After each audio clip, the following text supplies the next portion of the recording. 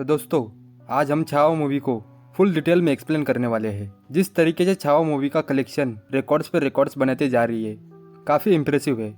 Movie Chhatrapati Shivaji Maharaj के बेटे छत्रपति संभाजी महाराज पे बेस्ड ये मूवी है। इसी को हम आज फुल डिटेल में एक्सप्लेन करने वाले हैं। तो चलिए शुरू करते हैं।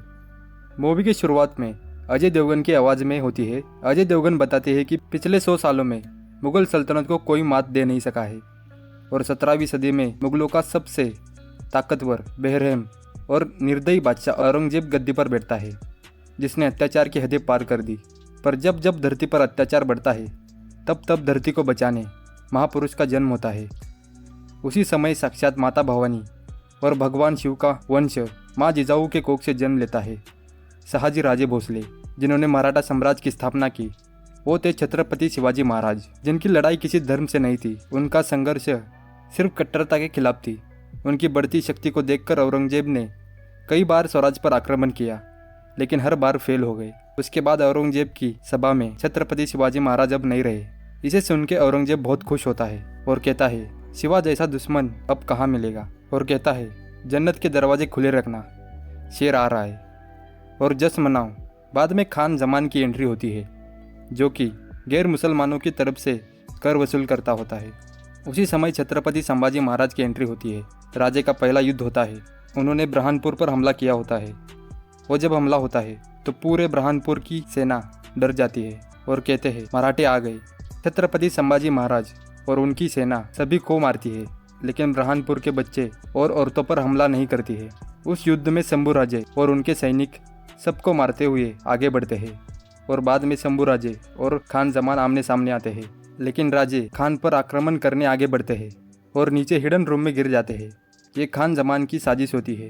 उस रूम में एक शेर होता है और राजे उसका बहादुरी से सामना करके उसे हराकर ऊपर आ जाते हैं। ऊपर आकर खान जमान को भी हराते हैं, लेकिन उसे मारते नहीं है। उसे कहते हैं कि कह देना औरंग को, शेर भले ही नहीं रहा, लेकिन छावा अभी भी जिंदा है। फाड़ देंगे मुगल सल्तनत को अगर मराठों की तरफ नजर उठा के देखोगे तो। युद्ध के बाद सभी लोग उधर ही एक दिन रुकते हैं। यशाजी काका और कुछ सेनापति पूरा लूटा हुआ सोना वापस रायगढ़ को भेजने की बात करते हैं।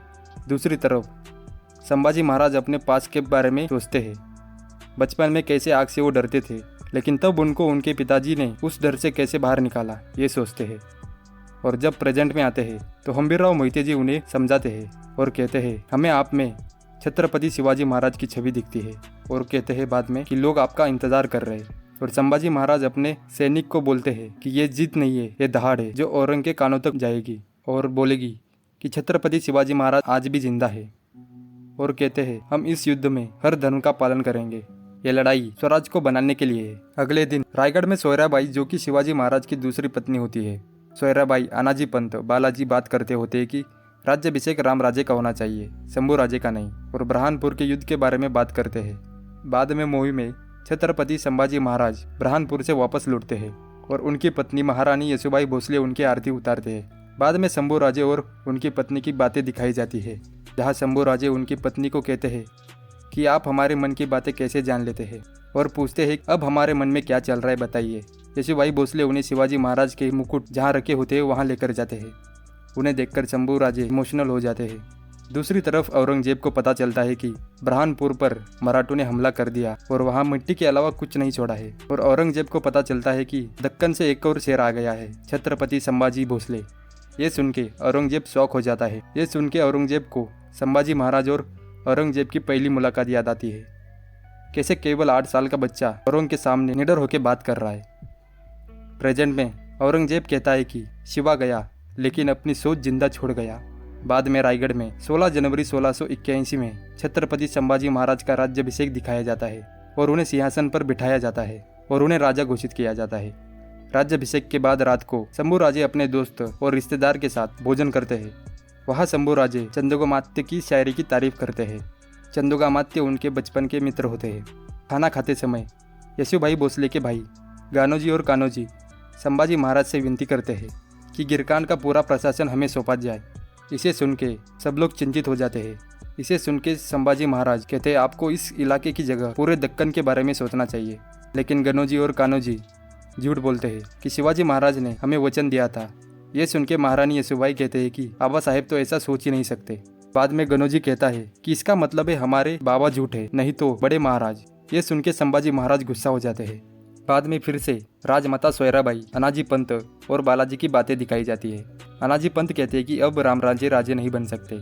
ये सब देख के सुन के राजमाता सोयराबाई बालाजी को कहती है, छत्रपति संभाजी महाराज भोसले का आखिरी अध्याय लिखने की शुरुआत करो। बाद में अकबर का पत्र आता है कि वो संभाजी महाराज से मिलना चाहता है और वो जो बात है संभाजी महाराज से ही मिलकर बताएगा। अनाजी पंत, नीलो पंत जी उन्हें मिलकर समझाते हैं ये उनका षड्यंत्र होता है ताकि संभाजी महाराज उनसे मिलने जा सके। बाद में संभाजी महाराज अकबर से मिलने का तय करते हैं। उसी सभा में बहर जी की एंट्री होती है, जो कि एक भेष बदल के औरों के खबरें संभाजी महाराज तक पहुंचाते हैं। बहर जी बताते हैं कि 8 लाख की फौज, 50,000 घोड़े, 30,000 हाथी और करोड़ों की संपत्ति, इतिहास में पहली बार इतनी फौज किसी को ढूंढने निकली है। शंभू राजे बहर जी को कहते हैं औरों के साथ ही रहना, तब तक हम अकबर से मिलकर आते हैं। अकबर से मिलने वाले दिन महाराज और महारानी बातें करते हैं और तब शंभू राजे को पता चलता है कि महारानी गर्भवती है। ये सुन के शंभू राजे बहुत खुश होते हैं। बाद में संभाजी महाराज अकबर से मिलने जाते हैं और टेंट में अकेले ही अंदर जाते हैं। अंदर अकबर के सैनिक संभाजी महाराज पर आक्रमण करते हैं और वो सभी को मार देते हैं। बाद में सामने अकबर आता है और वो संभाजी महाराज की तारीफ करता है, कहता है जैसे सोचा था वैसे ही पाया है। अकबर कहता है हम यहाँ पर तलवार लेके आपका इंतजार कर रहे हैं और आप बिना शस्त्र के अंदर आ गए। संभाजी महाराज कहते हैं तुम्हारे लिए तो हमारा हाथ ही काफी है। शंभू राजे अकबर से कहते हैं बताओ क्या काम है। अकबर कहते हैं हमें आपकी मदद चाहिए युद्ध के लिए। लेकिन संभाजी महाराज कहते हैं हम मुगलों का साथ नहीं देते हैं। अकबर तुम्हारे जंग में और हमारे जंग में फर्क है। तुम अपने ही पिताजी को मार के गद्दी पर बैठना चाहते हो, लेकिन हम हर एक व्यक्ति को स्वराज की गद्दी पर बैठाना चाहते हैं। बाद में अकबर आरोप लगाता है कि मराठों में भी गद्दार होते हैं। ये सुन के संभाजी महाराज गुस्सा हो जाते हैं और अकबर का गला पकड़ते हैं। बाद में अकबर संभाजी महाराज को पत्र दिखाता है। वो पत्र राजमाता सोयराबाई का होता है, जिसमें लिखा होता है कि आपका दुश्मन औरंग है और हमारा संभाजी भोसले। अगर आप संभा को खत्म कर देंगे तो हर एक मराठा आपका साथ देगा, यानी अकबर का। और दोनों विजय के बाद दक्कन के किसी भी हिस्से में हाथ रखिए, वो हिस्सा आपका हो जाएगा, यानी अकबर का। ये पत्र देख के संभाजी महाराज कहते हैं कि हम आपकी सहायता तो नहीं कर सकते, लेकिन वचन देते हैं जब तक आप दक्कन में हैं औरंग आपको छू भी नहीं पाएगा। और वहाँ से चले जाते हैं। संभाजी महाराज रायगढ़ लौटते हैं और अनाजी पंत, बालाजी और जिसने संभाजी महाराज को धोखा दिया है उन्हें हाथी के नीचे कुचल लिया जाता है। उसके बाद हम्बीरराव मोहिते जी राजमाता सोयराबाई को समझाते हैं कि ये आपने ठीक नहीं किया है शंभू राजे के साथ। राजमाता की सच्चाई सुन के राम राजे भी गुस्सा हो जाते हैं और चले जाते हैं। दूसरी तरफ औरंगजेब अपनी सेना के साथ बुरहानपुर पहुंचता है। वहाँ की हालत देख के वो हैरान हो जाता है। हमारे पिताजी शाहजहाँ हमारे भाई को राजा बनाना चाहते थे, तो हमने अपने भाई का ही सर काट दिया था और पिताजी शाहजहाँ को 8 साल तक कैद किया था। और अब 24 साल का लड़का हमारे सबसे खूबसूरत शहर को कब्रिस्तान बना के चला गया। और गुस्से में आके खान जमान को मार देते हैं। और उधर ही औरंग को पता चलता है कि अकबर को संभाजी महाराज प्रोटेक्शन दे रहे हैं। ये सुन के औरंग कहता है कि हमारे परिवार में हमने हमारे परिवार के लाशों पर खड़े होके ये ताज पहना था और अब हम इस ताज को दोबारा तभी पहनेंगे जब संभाजी महाराज को मार देंगे। जहाँ जहाँ भगवा रंग दिखाई दे उसे लाल कर दो। दूसरी तरफ संभाजी महाराज युद्ध की तैयारी कर रहे होते हैं। बाद में संभाजी महाराज को पता चलता है कि औरंगजेब की आधी सेना दक्कन में पहुंच चुकी है। वो सभी को मार रहे, बच्चे, औरतें। नदी में पानी से ज्यादा प्रजा का खून बह रहा है। औरंग के कदम जहाँ जहाँ पड़ रहे वहाँ वहाँ बर्बादी नजर आ रही है। ये सुन के शंभू राजे भी योजना बनाते हैं। संभाजी महाराज के पास केवल 25,000 सेना होती है, इसलिए हमें शक्ति से नहीं बल्कि युक्ति से काम करना होगा। इसलिए हम अलग अलग भेष बना के उन पर आक्रमण करेंगे। पहला हमला कोकन में करते हैं। वहाँ पर सब लोग पेड़ से हमला करते हैं ताकि मुगल के सेना को पता ही ना चले। दूसरा हमला आदिवासी के भेष में करते हैं। वहाँ तो मुगल के सेना को पता भी नहीं चलता है। इस युद्ध के बाद राजमाता सोयराबाई का देहांत हो जाता है 1681 में। उसी समय संभाजी महाराज हम्बीरराव मोहिते जी की बेटी का हाथ मांगते हैं राम राजे के लिए। उसके बाद मुगल की सेना पर संभाजी महाराज और उनकी सेना हमले चालू ही रखती है। जालना और कोल्हापुर युद्ध के बाद मुगल की सेना आधी हो जाती है। उसके बाद नासिक पर भी हमला सफल हो जाता है, लेकिन मुगल की सेना को अकबर कहाँ पर है यह पता चल जाता है और अकबर पर हमला हो जाता है। लेकिन मराठों की सेना उन्हें उस हमले में बचा लेती है। इस युद्ध में अकबर तो बच जाता है, लेकिन औरंग की बेटी औरंग को बताती है कि संभा तक पहुंचने का रास्ता मिल चुका है। ये सुनकर औरंग खुश होता है। दूसरी तरफ संभाजी महाराज की सभा में सभी लोग खुश हो जाते हैं जिस तरीके से हम औरंगजेब को परास्त कर रहे। लेकिन उसी सभा में अकबर आ जाता है और कहता है कि हमने हिंदुस्तान छोड़ने का निर्णय ले लिया है। ये सुन के कवि कुमार चंद्रकांत बोलते हैं, हम अपने लक्ष्य के बहुत करीब हैं और इस क्षण छोड़ के जाएंगे ये उम्मीद नहीं थी। और संभाजी महाराज कहते हैं कि मुगलों से यही तो दिक्कत है, साथ नहीं चलते हैं, हमेशा आगे निकलने की कोशिश करते हैं। ये सुन के अकबर कहता है कि हम साथ में ही चलते, लेकिन हमारा अभी यहाँ से निकलना ही सही है। ये सुन के संभाजी महाराज कहते हैं कि आप औरंग की मृत्यु देख नहीं पाओगे। बाद में संभाजी महाराज तानाजी को कहते हैं कि अकबर को सुरक्षित छोड़ आइए। उसी सभा में मालोजी बाबा दौड़ते हुए आते हैं और कहते हैं कि हमारे सरलस्करजी अब नहीं रहे। वाई के युद्ध में मुगलों की सेना से लड़ते हुए हम्बीरराव मोहिते वीर गति को प्राप्त हो गए। दिसंबर 1627 में ये घटना हुई थी। तोप का गोला उनके ऊपर गिरने की वजह से उनकी मृत्यु हो गई थी। ये सुन के शंभू राजे के साथ साथ पूरी सभा में आंखों में आंसू आ गए थे। संभाजी महाराज को उनके साथ बिताए हुए पल याद आते हैं। उसी समय उन्हें बहिर जी से पता चलता है कि कर्नाटक के यशवंत जी, कोंकण के संपात जी, अमरावती के सदानंद जी, गोवा के परशुराम जी, कुडाल के विनायक जी, ये सब औरंग के साथ मिल रहे हैं, उसकी जाल में फंस रहे हैं और स्वराज का साथ छोड़ रहे हैं। यह सुन के संभाजी महाराज कहते हैं, औरंग अब कहाँ है? बहिर जी बताते हैं कि वो अब अकलूज में है। संभाजी महाराज बहिर जी को बताते हैं कि मुगलों में एक खबर फैला दो कि पुणे से अकलूज की तरफ 10,000 सेना आक्रमण के लिए आ रही है। और यशाजी को कहते हैं कि सभी प्रमुख प्रांतों को संगमेश्वर में मिलने के लिए बोल दो। संगमेश्वर ही क्यों चुना? ताकि वहां से चुपचाप औरंग की तरफ जा सके और औरंग की सेना पुणे की तरफ आने वाली सेना का इंतजार कर रहे होंगे और इस तरफ से संभाजी महाराज औरंग तक पहुंच जाएंगे। ऐसा महारानी यशोबाई उनकी बेटी और बेटे को कहती है।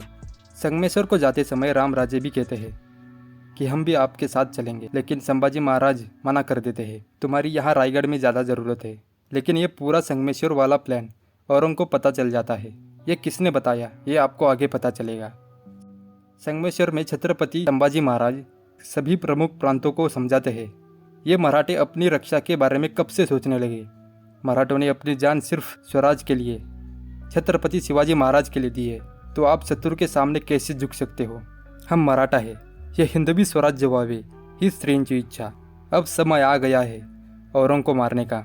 और कहते हैं कि कल सूर्यास्त तक सभी की सेना यहाँ संगमेश्वर में होनी चाहिए और औरंग की तरफ बढ़ेंगे।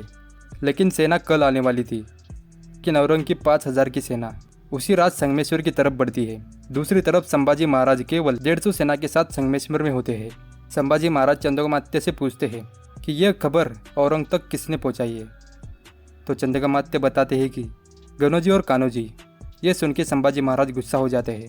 चंद्रकांत राजे से कहते हैं, आप रायगढ़ की तरफ सुरक्षित जाइए, लेकिन राजे मना करते हैं और जय भवानी बोल के युद्ध के लिए चले जाते हैं। छत्रपति संभाजी महाराज और उनकी 150 सेना शेर की तरह औरंग की 5,000 सेना के साथ युद्ध करती है। हर जगह औरंग की सेना की लाशें ही लाशें होते हैं, लेकिन साथ ही साथ छत्रपति संभाजी महाराज के भी सैनिक शहीद होने लगे। लेकिन हर एक सैनिक मरते समय एक ही बात बोल रहा था, राजे अंतिम मुजरा स्वीकारा। युद्ध करते करते सुबह हो गई। संभाजी महाराज शेर की तरह युद्ध कर रहे थे। संगमेश्वर में रक्त की नदियां बह रही थी। मुगल सेना के पास शस्त्र ज्यादा थे, इसलिए हर जगह से वार होने लगा। हर एक सैनिक को घेरा जा रहा था। अंता, राया सभी की मृत्यु होने लगी। संभाजी महाराज संताजी को आदेश देते हैं कि रायगढ़ जाकर यह खबर पहुंचाइए। बाद में संभाजी महाराज अकेले ही सभी पर भारी पड़ रहे थे। उनको कोई भी काबू नहीं कर पा रहा था। गनोजी और कान्होजी कहते हैं, जब तक इसके हाथ खुले हैं इसे काबू में करना असंभव है। इसलिए मुगलों की सेना उन्हें बेड़ियों से उनके हाथ और पैर बांध देते हैं और उन पर तलवार से वार करते हैं। लेकिन फिर भी छत्रपति संभाजी महाराज काबू में नहीं आ रहे थे। मुगल सेना शौक हो रही थी, कैसे अकेले खड़ा है। जैसे तैसे करके छत्रपति संभाजी महाराज को बंदी बनाते हैं और वो सीन बहुत पूरा इमोशनल सीन था। यह सुन के औरंगजेब बहुत खुश होता है। उस युद्ध में केवल छत्रपति संभाजी महाराज और चंद्रकांत ही जिंदा बच पाते हैं। उन्हें बंदी बनाकर औरंग के सामने पेश किया जाता है। दूसरी तरफ महारानी यशोबाई को ये बात पता चलती है, लेकिन महारानी कहती है, अब तो महाराज खुद औरंग के सामने होंगे। अब तो उसे और दर्द होगा। औरंग तरसेगा मौत के लिए। संभाजी महाराज को बंदी बनाकर औरंग के सामने पेश किया जाता है, लेकिन औरंग की सेना अभी भी राजे को संभाल नहीं पा रहे थे। राजे की दहाड़ एक शेर की दहाड़ लग रही थी। संभाजी महाराज और औरंगजेब आमने सामने आते हैं। औरंगजेब संभाजी महाराज को सवाल पूछता है, क्या है स्वराज जिसके लिए तुम अपनी जान तक देना चाहते हो? छत्रपति संभाजी महाराज जवाब देते हैं, स्वराज हर जगह है, सह्याद्री की पहाड़ों में, गोदावरी की लहरों में, रायगढ़ की मिट्टी में, हर गली में, नासिक की हवा में, जय भवानी के चरणों में लाखों मराठों के नस नस में स्वराज है। स्वराज कोई सल्तनत नहीं, छत्रपति शिवाजी महाराज की सोच है। औरंगजेब बाद में कहता है ये सुन के, इसे इतना दर्द दो बस चीखें निकलने चाहिए। ये सुन के संभाजी महाराज कहते हैं कि हम मौत से नहीं डरते, हर घर में एक शिवा, एक शंभा जन्म लेगा। लेकिन जब औरंग तू मरेगा तो पूरा मुगल साम्राज्य खत्म हो जाएगा। बाद में चंद्रगुप्त को भी मार दिया जाता है और हर दिन राज्य को दंड दिया जाता है। हाथ से नाखून निकालते हैं, लेकिन एक बार भी उनके मुंह से कोई दर्द नहीं निकलता है। औरंग और उनकी बेटी पूरी सेना दंग हो जाती है। उनके घावों पर नमक फेंका जाता है। औरंग का सेनापति बोलता है, जख्म देने वाला काँप रहा है, लेकिन संभा से आग से कोई डर तक नहीं दिख रहा है, इसलिए आंखें भी निकाल ली जाती है उनकी। यहाँ तक औरंगजेब संभाजी महाराज को हाथ मिलाने को बोलता है, लेकिन धर्म बदलने को बोलता है। लेकिन संभाजी महाराज मना करते हैं, बल्कि संभाजी महाराज बोलते हैं, तू हमारे साथ हाथ मिला ले, मराठों की तरफ आ जाओ, जिंदगी बदल जाएगी और धर्म भी नहीं बदलना पड़ेगा। और हंसते हैं। और इसके बाद औरंग संभाजी महाराज की जुबान खींच लेता है। बाद में छत्रपति संभाजी महाराज चले जाते हैं। दूसरी तरफ महारानी येसुबाई राम राजे का राज्याभिषेक कराते हैं और ये औरंगजेब को पता चलता है और औरंगजेब भी उसके बाद मर जाता है। ये दिखाया इस मूवी में और यहीं पर यह मूवी ख़त्म हो जाती है।